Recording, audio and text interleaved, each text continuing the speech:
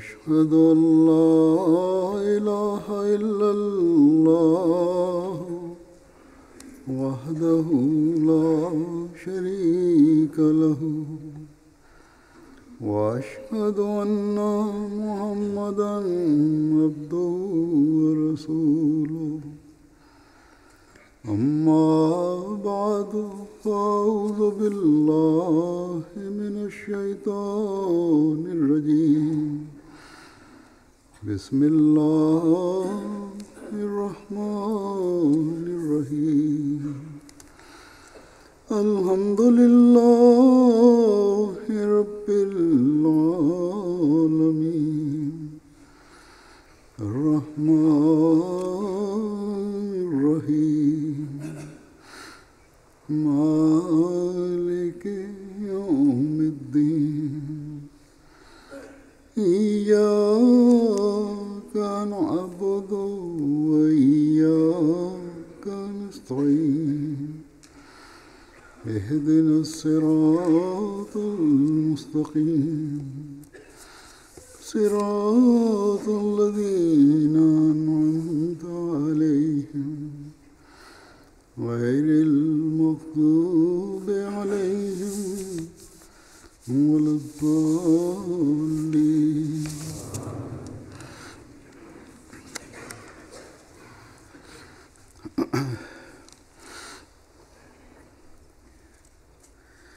आजकल दुनिया के हालात बड़ी तेज़ी से ख़राब हो रहे हैं और बदकिस्मती से Ces temps-ci, la situation du monde se dégrade rapidement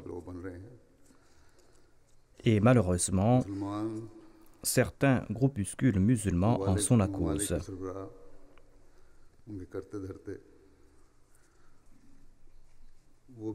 Les chefs et les dirigeants des pays musulmans ne comprennent pas que les forces anti-islamiques désirent les encercler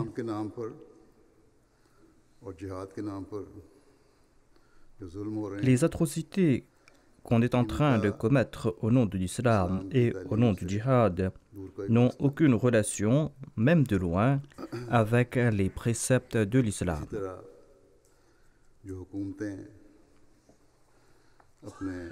De même, des États commettent des exactions contre leur population. Ces exactions n'ont aucune relation, même de loin, avec les préceptes de l'islam. En somme, ils sont en train de transgresser les préceptes de l'islam.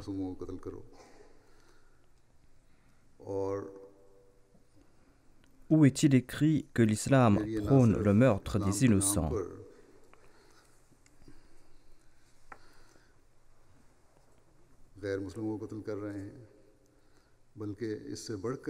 D'ailleurs, il ne se contente pas de tuer des non-musulmans au nom de l'islam.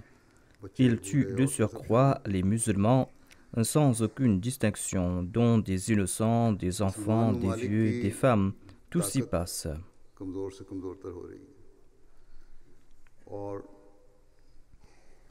Les puissances des pays musulmans s'affaiblissent de jour en jour. Et c'est ce que souhaitent d'ailleurs les forces anti-islamiques, à savoir que les États musulmans n'aient jamais aucune puissance, qu'ils ne se renforcent jamais économiquement ou que la paix ne s'y installe pas durablement.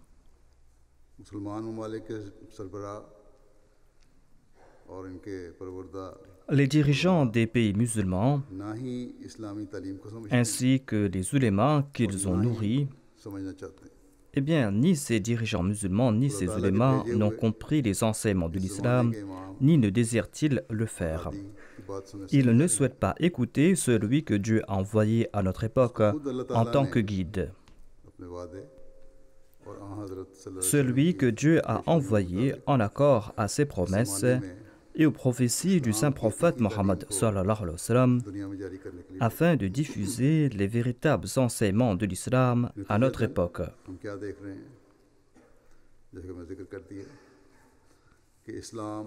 Quelle en est la conséquence? Comme je l'ai dit, l'islam est le plus grand défenseur de la paix et de la justice.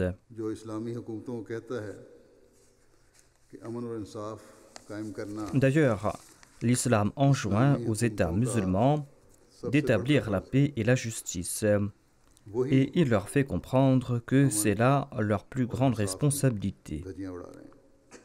Or, ces mêmes puissances islamiques réduisent à néant la paix et la justice.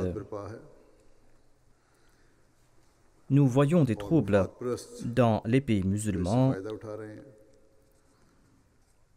et nous constatons aussi les profits qu'en tirent les parties intéressées.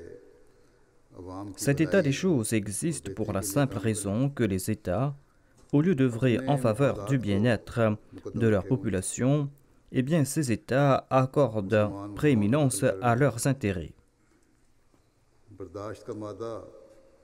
Et les musulmans s'entretuent. Les dirigeants ne font preuve d'aucune tolérance.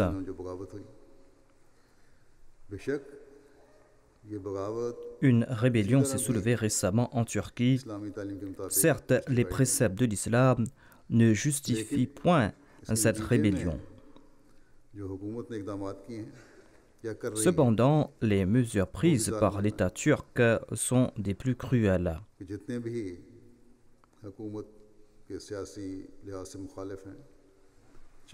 On a pris des mesures contre tous les opposants politiques, qu'ils aient pris part dans la rébellion ou pas.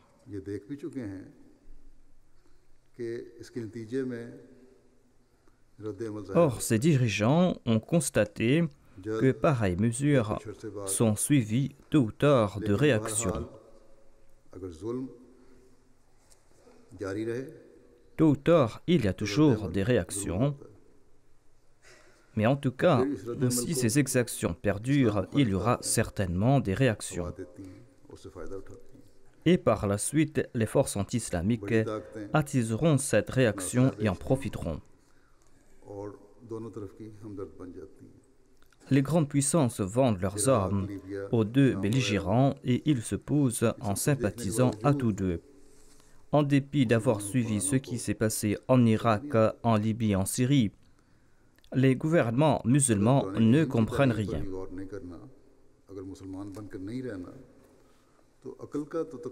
S'ils ne veulent pas méditer sur les préceptes du Coran, s'ils ne veulent pas vivre en tant que musulmans, eh bien, le bon sens leur exige de réfléchir avant de faire le prochain pas.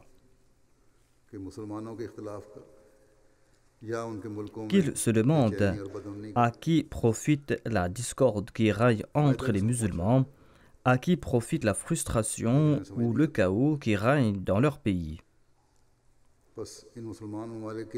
Cependant, ils ne comprennent rien.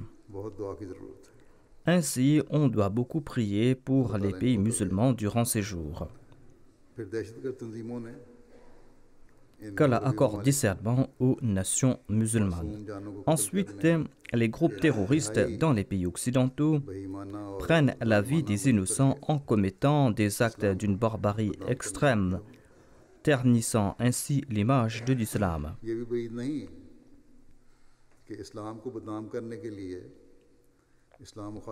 Il est fort probable que les forces anti-islamiques soient en train de pousser ces gens à commettre ces atrocités dans les pays musulmans afin de ternir l'image de l'islam.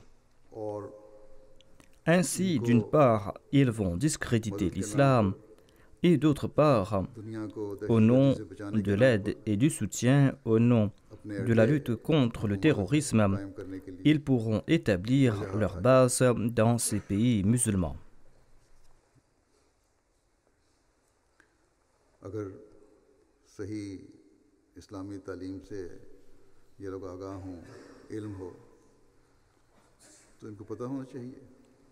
Si ces gens connaissaient les véritables préceptes de l'islam, ils auraient su qu'aucun enseignement islamique n'encourage le meurtre des innocents, n'encourage le meurtre des voyageurs, des enfants, des femmes, des vieux, des malades, dans des aéroports et dans des gares. L'islam n'encourage pas de tuer des prêtres et des fidèles dans leurs églises. Lorsque le saint prophète Mohammed sallallahu alayhi wa sallam envoyait des soldats en guerre, il leur enjoignait de ne pas tuer les femmes, les enfants, les vieux, les moines, les prêtres. Il leur enjoignait de ne pas nuire à toute personne qui ne prenait pas les armes ou qui ne participait en aucune manière à la guerre contre les musulmans.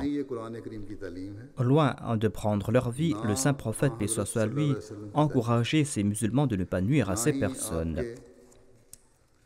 Ainsi, ce n'est point là un précepte du Saint-Coran, point un précepte du saint prophète Mohammed, paix soit sur lui. D'ailleurs, ni ses califes bien guidés, ni ses compagnons n'ont commis pareille atrocité.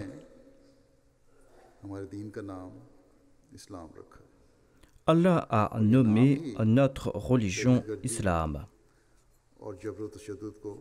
Ce nom en soi est une négation du terrorisme et de la violence. C'est un nom qui offre un message de paix et de réconciliation. L'islam signifie vivre en paix et accorder la paix. Ensuite, dans le Saint-Coran, Allah déclare « Wallahu yad'u ila daris salam »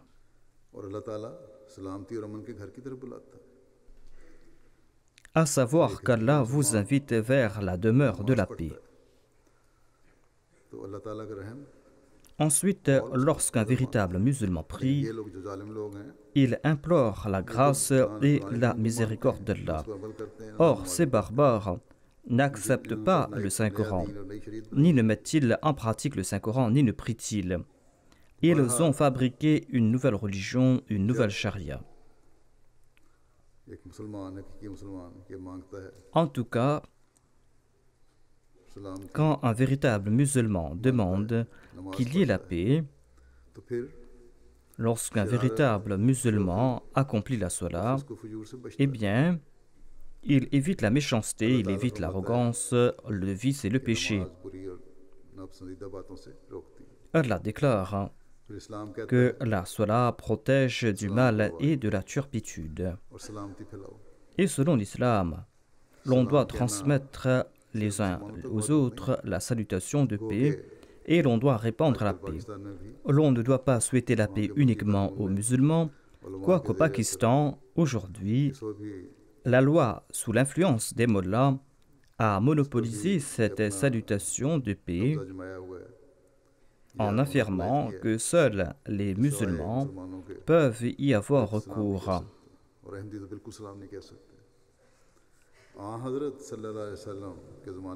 Et les Ahmadis ne peuvent en aucun cas se saluer en ayant recours à cette formule au Pakistan. À l'époque du saint prophète Mohammed, paix soit sur lui, on se saluait tout le monde sans distinction en ayant recours à cette formule de salutation de paix. J'ai évoqué brièvement certaines vertus de l'islam visant à établir la paix. Si l'on entre dans les détails, eh bien, quel que soit l'angle sous lequel on étudie cette question, quel que soit le précepte islamique que l'on étudie, l'on constatera que l'islam est une religion de paix, une religion de réconciliation, d'entente, et non pas une religion de terrorisme. C'est en présentant au monde les beaux préceptes de l'islam que l'on pourra conquérir les cœurs des hommes. C'est là que l'on pourra diffuser le message de l'islam. Cet objectif ne sera pas atteint par ceux qui prônent la violence ou par les enseignements fabriqués de toutes pièces par les ulémas. Or, seul celui envoyé comme imam à notre époque pourra montrer cette voie. Seul celui qu'Allah a envoyé pour établir l'équité pourra en réalité établir la justice. Allah l'a envoyé en tant que hakam et adl, en tant que juge juste. Seul celui à qui Allah a accordé ce statut pourra établir les beaux enseignements de l'islam. Nous sommes chanceux, nous en tant qu'Ahmadis, d'avoir pu accepter l'imam de l'époque, le Messie promis, le Mahdi promis. Et par ce faire, nous avons ainsi pu éviter de commettre ces exactions en ce monde. Le Messie premier l'Islam déclare dans un endroit: l'Islam a divisé ses préceptes en deux parties. La première concerne les droits d'Allah et la deuxième ceux des hommes. Le droit d'Allah signifie lui vouer obéissance et les droits de ses serviteurs signifient éprouver de la sympathie à leur égard. Il n'est point acceptable de tourmenter autrui rien que pour des controverses religieuses. La sympathie et la bienveillance ne doivent être affectées par les controverses religieuses. Les musulmans qui se méprennent sur le djihad croient qu'il est permis de spolier les incroyants.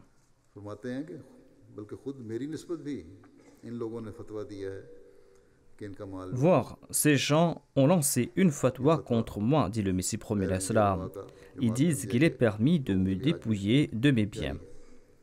Les ulémas non-ahmadis ont lancé cette fatwa contre les membres de la Jamaat Ahmadiyya à notre époque.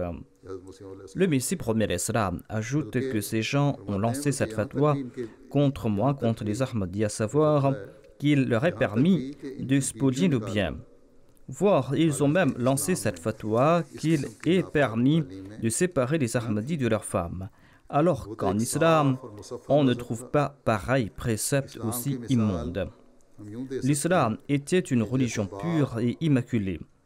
L'exemple que nous pouvons présenter de l'islam est celui d'un père qui souhaite que l'on respecte ses droits paternels.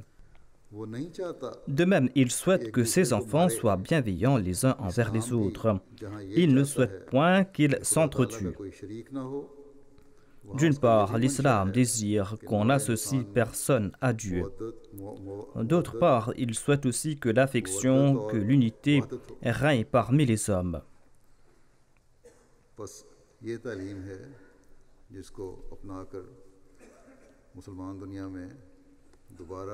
Si les musulmans respectent cet enseignement, ils pourront de nouveau rétablir la gloire de l'islam en ce bas monde.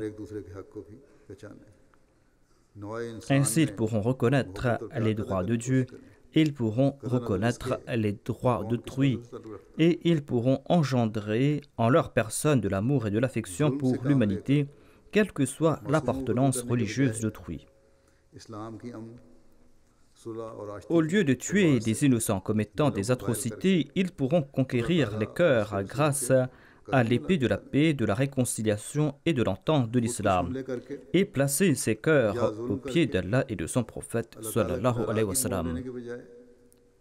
Au lieu d'attirer la colère divine en commettant des attaques suicides et d'autres atrocités, qu'il tente d'attirer son amour et qu'il se rapproche de lui. Que ces musulmans fassent, que l'islam soit à l'image de l'ombre paternelle empreint d'affection et de bonté, au lieu de commettre des exactions, offrant ainsi l'occasion aux pourfendeurs et aux détracteurs de l'islam de pouvoir le critiquer davantage.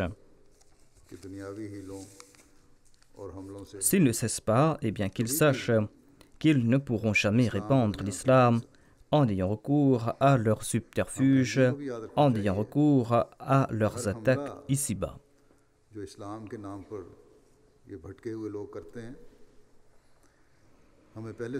Toute attaque lancée par ces égarés au nom de l'islam doit nous pousser, nous les Ahmadis, à assumer davantage nos responsabilités.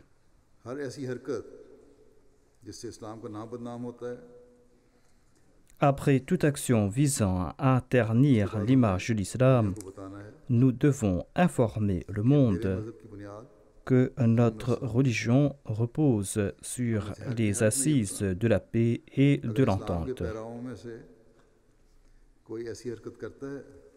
C'est un message que chacun d'entre nous doit donner. Un individu ou un groupe parmi les musulmans qui met à mal la paix et l'entente ne cherche que ses propres objectifs.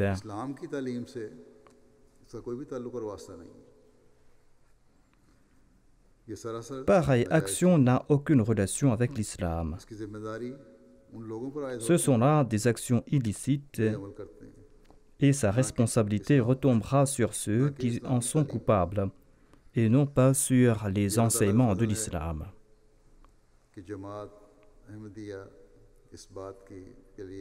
C'est là une grâce de Dieu que la Jamaat Ahmadiyya œuvre en ce sens dans chaque pays. Et maintenant, par la grâce d'Allah, on ressent l'effet positif grâce aux médias.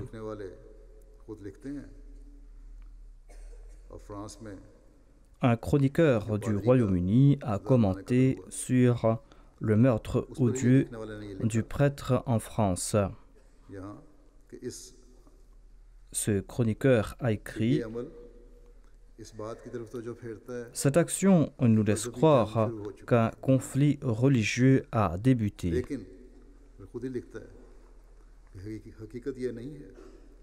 Or, dit-il, en réalité, il n'y a pas de conflit d'ordre religieux.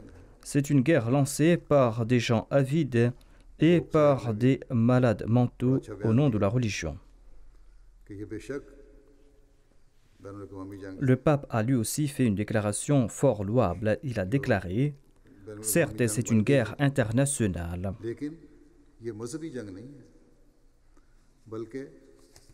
Ce conflit a pris une dimension internationale, mais ce n'est point une guerre religieuse, c'est une guerre d'intérêt. C'est une guerre de ceux qui cherchent à favoriser leurs intérêts, car aucune religion n'enseigne la cruauté.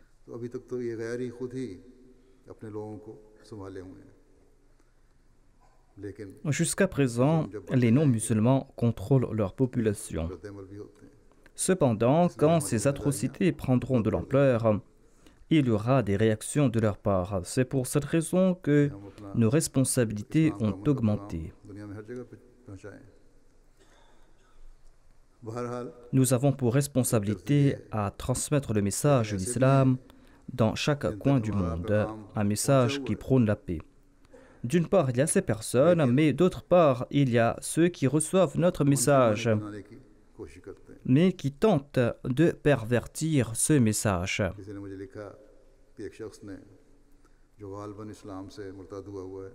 Quelqu'un m'a écrit qu'un individu qui était peut-être un apostat de l'islam avait tweeté me concernant et il avait peut-être attaché ma photo avec son message.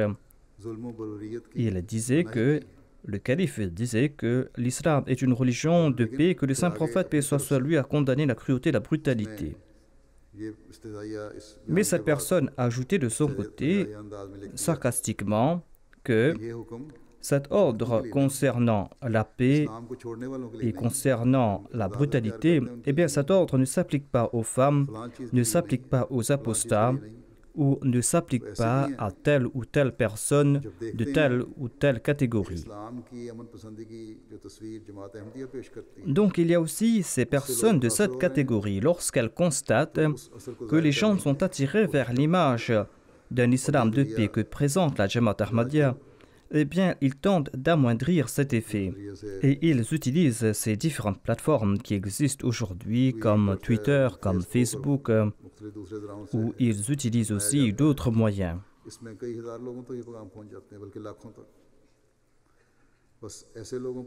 Et ils propagent ainsi leur message à des milliers de personnes, voire à des centaines de milliers de personnes. Il nous faut donc surveiller de près de telles personnes. Il nous faut aussi répondre à ces personnes. Il nous reste encore un travail colossal à accomplir en ce monde en ce qui concerne la transmission du véritable message de l'islam. C'est vrai que grâce à la Jamaat Ahmadiyya, le message de l'islam a été transmis à une grande partie du monde. Cependant, nous ne pouvons affirmer que nous avons accompli un travail satisfaisant.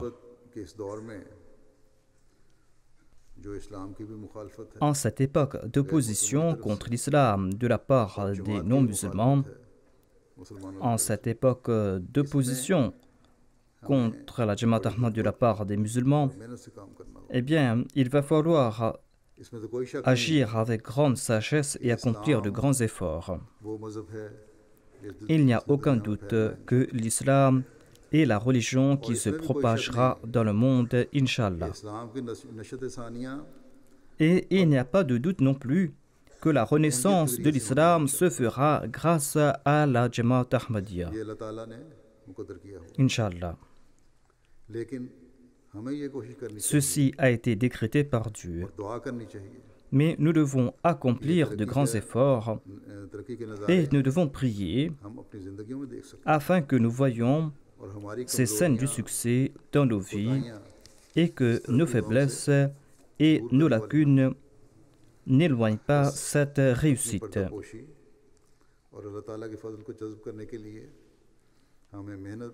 Afin de mériter la clémence de Dieu, afin de mériter la grâce de Dieu, nous allons devoir accomplir plus d'efforts et de prières.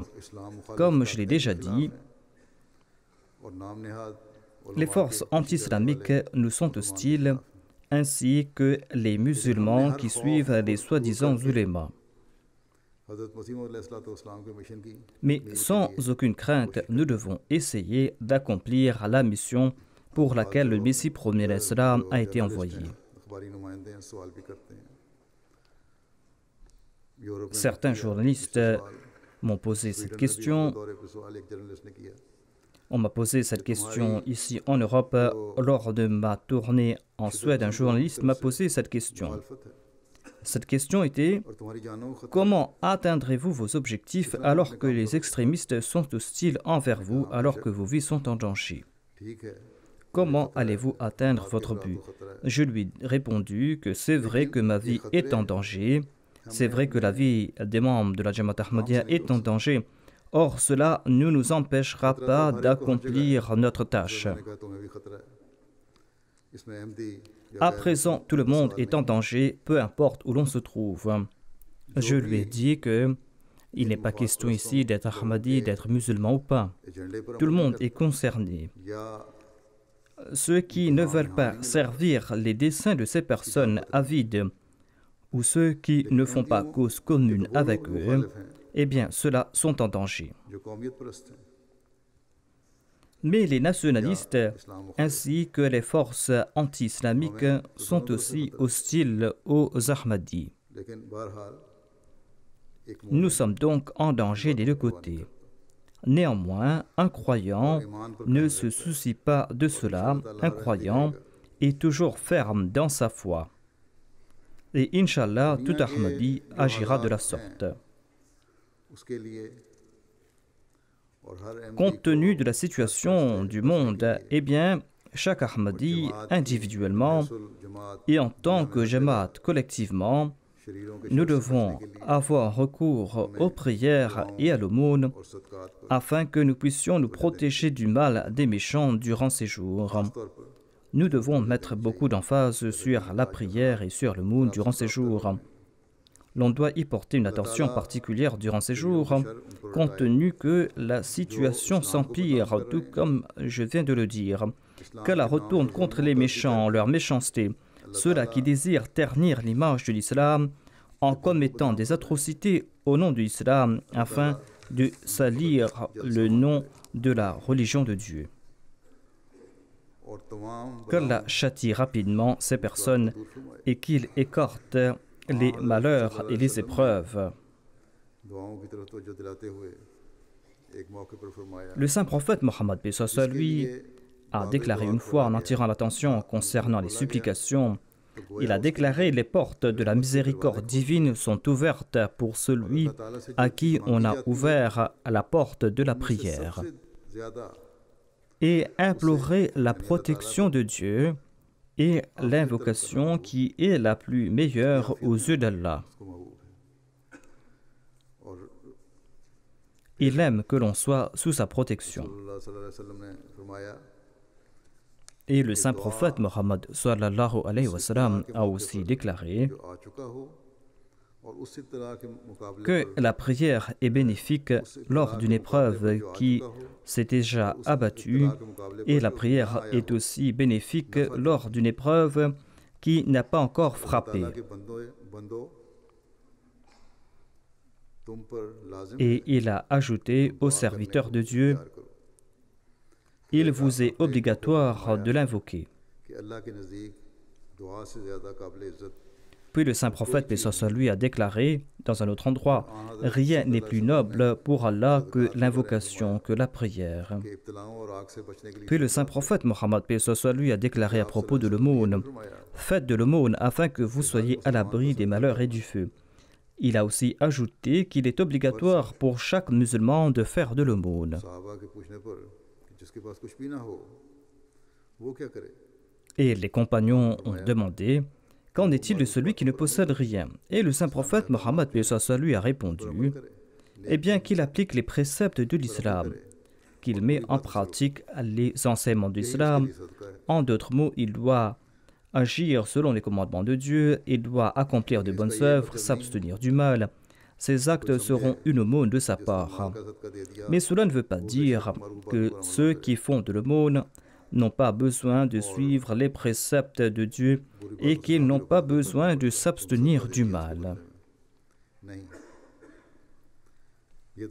Il n'en est pas ainsi.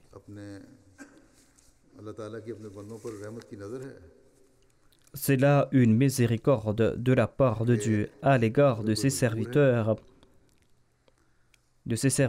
qui sont en difficulté et qui n'ont pas d'argent. Ils n'ont qu'à accomplir de bonnes œuvres, ils n'ont qu'à s'abstenir du mal. Cela équivaudrait à faire de l'aumône pour eux.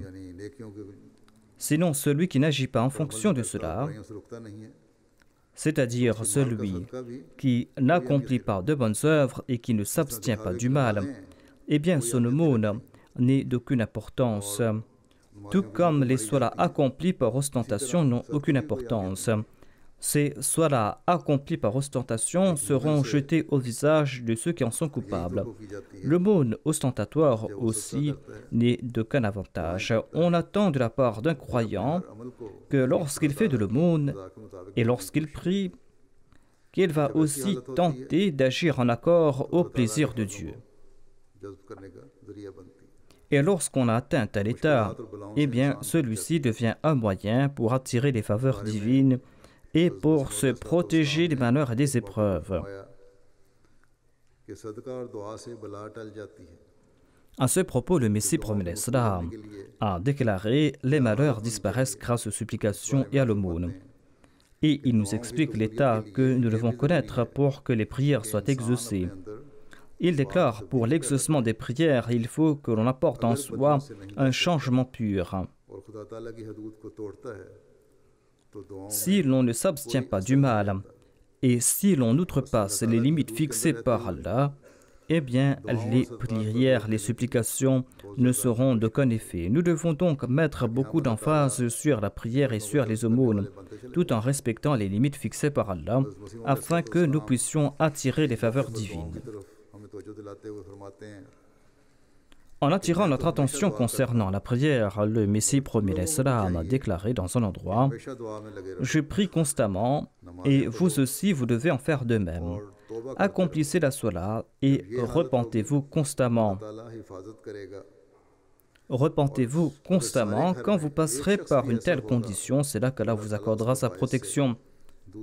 S'il se trouve dans une demeure une seule personne qui agit de la sorte, eh bien, Allah sauvera tous les membres de cette demeure en raison de sa présence. » Il a déclaré « Allah se tourne vers ceux qui possèdent une foi particulière et il leur accorde sa protection. » Le Messie promet l'Islam ajoute « Allah n'est point infidèle envers le véridique.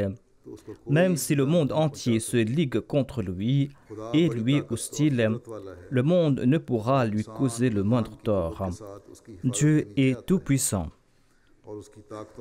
Et l'homme jouira de sa protection grâce à la force de sa foi, et il sera témoin des merveilles de sa force et de sa puissance, et il ne sera frappé d'aucune humiliation. Sachez qu'Allah est plus puissant des plus puissants. Allah est plus puissant que celui qui est le plus puissant, voire il a prééminence sur ses ordres. Accomplissez la salat, le cœur sincère, et consacrez-vous à la prière, et enseignez la même chose à tous vos proches. Celui qui se tourne entièrement vers Dieu ne subit aucune perte. Celui qui se tourne entièrement vers Dieu ne subit aucune perte. Le péché est la racine de toute perte, dit le Messie premier salam.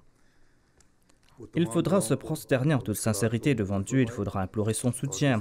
Il faudra lui demander d'éloigner les malheurs et les difficultés, de réduire à néant l'ennemi.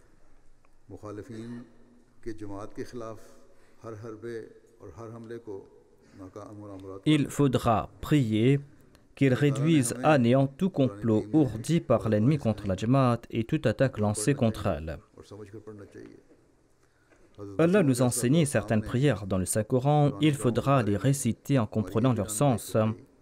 Le Messie premier salam nous a aussi guidés concernant ces prières du Saint-Coran et il nous a présenté le point suivant.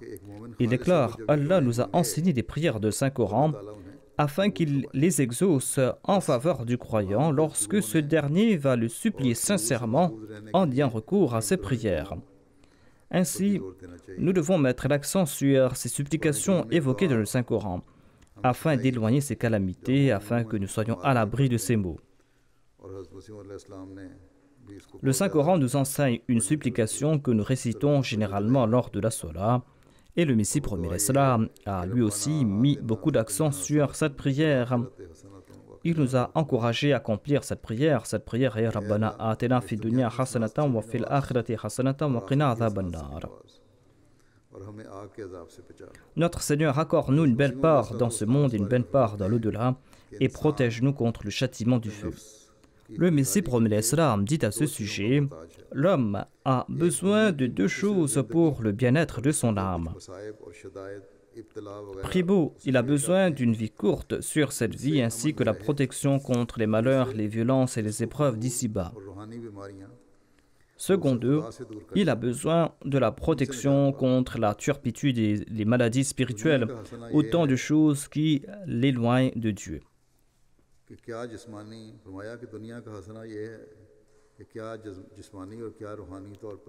Ainsi, la hasana de ce bas monde signifie être à l'abri de tout malheur physique et spirituel. Cette hasana signifie être à l'abri d'une vie pécheresse et de l'humiliation.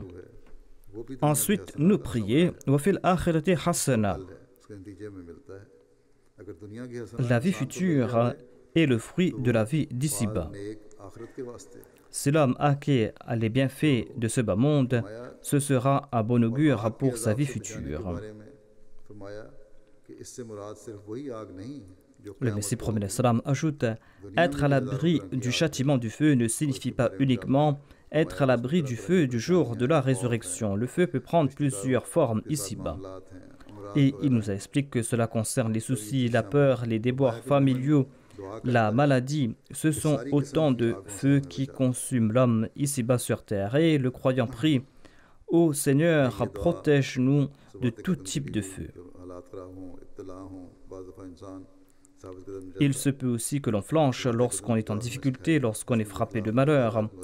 Parfois, l'on ne fait pas preuve de constance.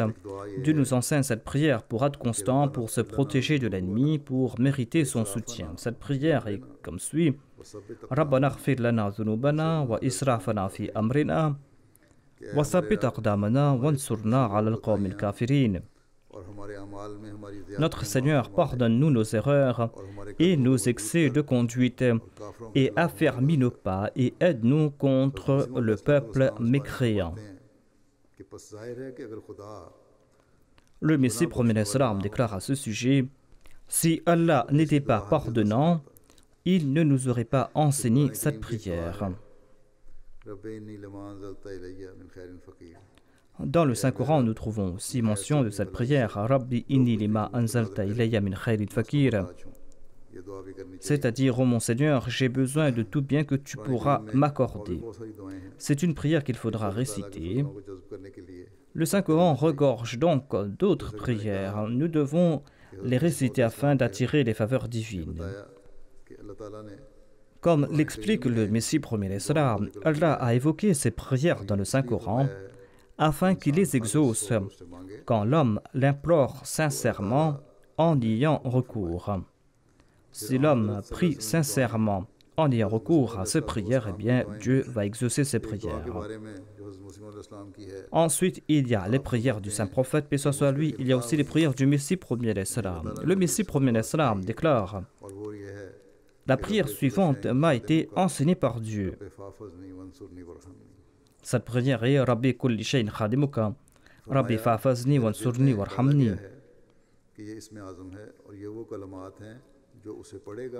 Le Messie premier d'Islam ajoute: Dieu m'a fait comprendre que cette prière renferme le Ism Azam, le plus grand nom de Dieu. Celui qui récitera cette prière sera à l'abri de tout malheur. Qu'Allah protège toute la Jamaat collectivement, ainsi que les membres de la Jamaat à titre individuel. Qu'Allah nous protège tous de tout mal et qu'il retourne contre l'ennemi ses méchancetés.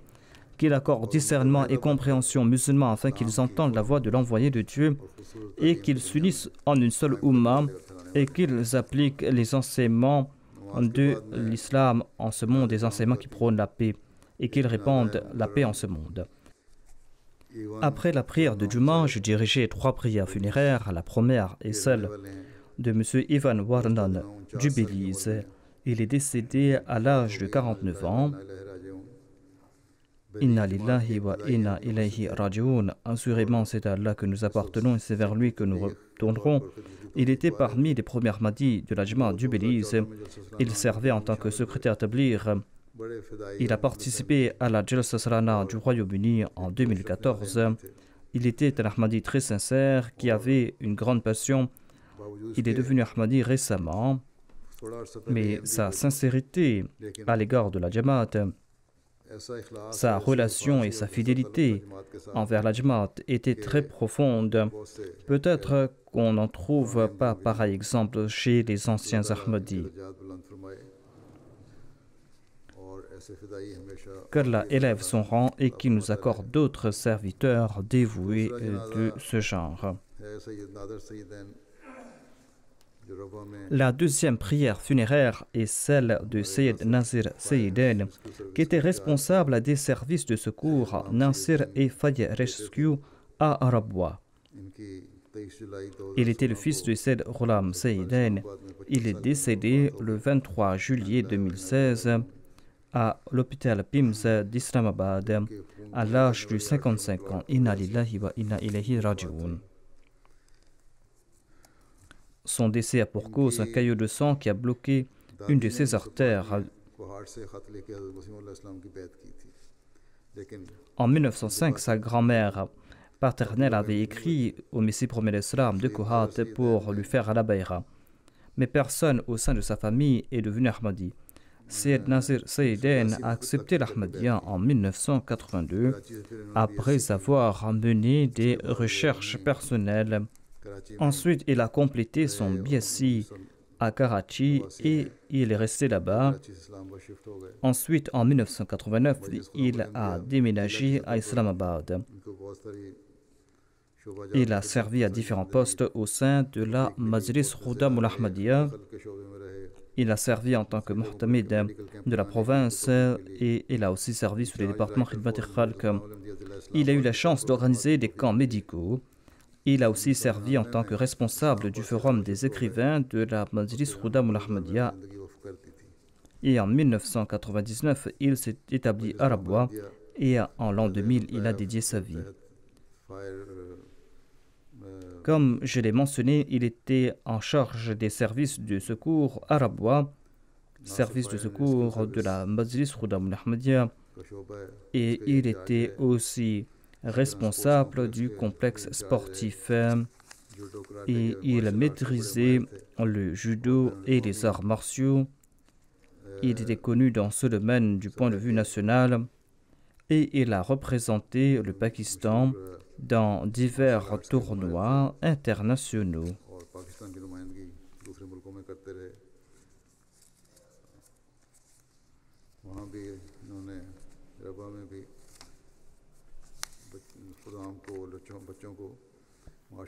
Et il enseignait aussi des arts martiaux aux Khuddam et aux enfants à Rabwa.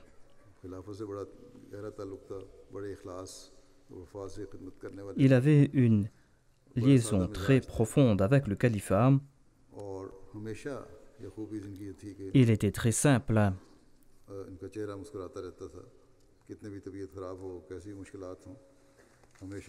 Et il était toujours souriant, quelle que soit la situation, qu'il soit malade ou peu importe sa situation. Il était toujours joyeux. Qu'à la face qu'il connaisse la joie dans l'au-delà et que cela soit source de joie aussi pour ses descendants.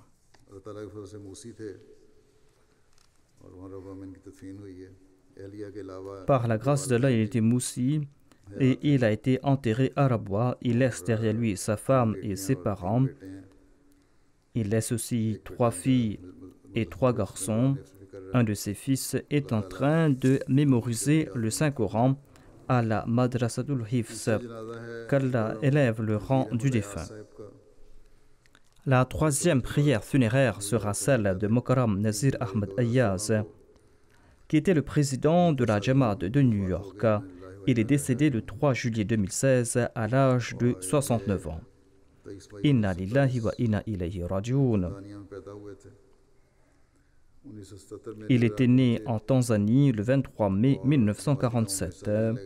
En 1977, il s'est établi à New York aux États-Unis et il a participé dans divers travaux de la Jamaat. Il a servi comme secrétaire des finances. Ensuite, pendant 35 ans, il a été président de la Jamaat de New York. Accompagné du missionnaire, il visitait une fois par mois les différents centres de prière de New York. Il participait dans tous les fonds financiers de la Jamaat. Il a rappelé toujours aux membres de la Jamaat de faire des sacrifices à travers des lettres et des emails. Il accomplissait les charges de la Jamaat avec plaisir et avec un grand sens de responsabilité. Il entraînait aussi les jeunes. D'habitude, les responsables ne préparent pas la relève, mais lui, il entraînait les jeunes pour qu'ils puissent offrir leur service à la Jamaat.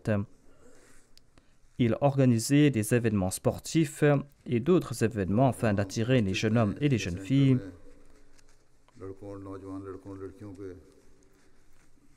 Il organisait ces événements au centre.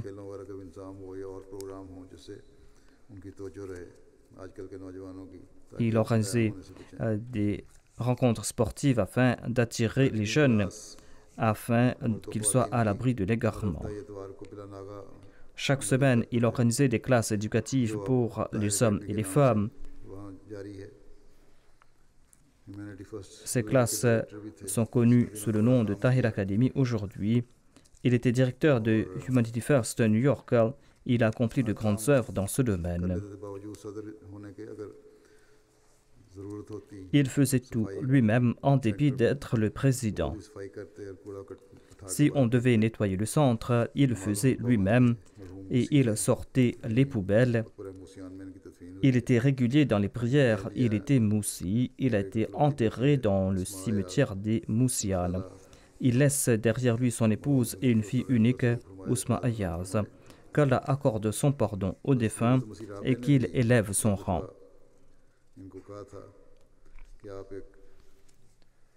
Le 4e calife lui avait dit une fois qu'il était un président exemplaire de la Jamaat des États-Unis et il lui avait dit que je prie que vous le soyez toujours, qu'Allah fasse qu'il y ait de telles personnes de sa catégorie. Il a servi la Jamaat pendant 35 ans. Il a servi pendant 35 ans comme président de la Jamaat.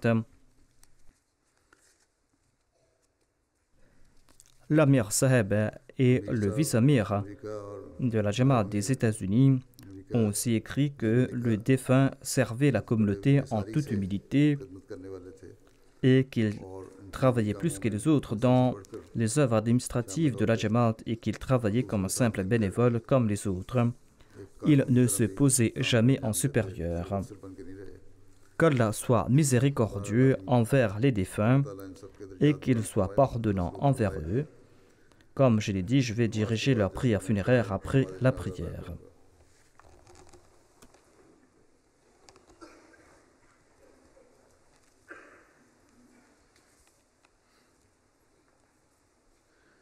Alhamdulillah, nahmaduhu wa nasta'inuhu wa nastaghfiruhu wa nu'minu bihi wa natawakkalu alayhi wa na'udhu billahi بالله من شرور أنفسنا ومن سيئات أعمالنا من يهده الله فلا مضل له ومن يضلل فلا هادي له ونشهد أن لا إله إلا الله ونشهد أن محمدا عبده ورسوله عباد الله رحمكم الله إن الله يأمر بالعدل والإحسان وإيتاء ذي القربى وينهى عن الفحشاء والمنكر والبغي يعظكم لعلكم تذكرون اذكروا الله يذكركم وادعوه يستجب لكم ولذكر الله